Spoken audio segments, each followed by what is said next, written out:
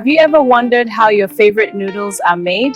Today we are inside a modern noodle factory to see the step-by-step process. So please follow, comment, like and share for more videos like this. Okay, come as we prepare our noodles.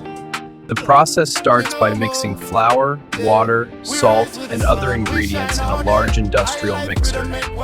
Make sure you don't miss any part of this video and also share to your friends. Yes, blend is uniform. Proceed to next stage. The dough is then rolled into thin sheets using heavy rolling machines. This process is done very carefully and in a clean machine.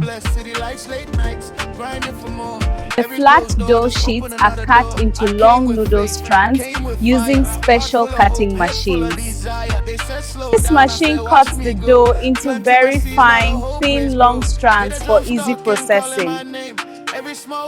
Next, the noodles are steamed to cook them properly and prepare them for drying. This step is very important because humans consume it. After steaming, the noodles are either fried or air-dried to remove moisture and give them their familiar texture.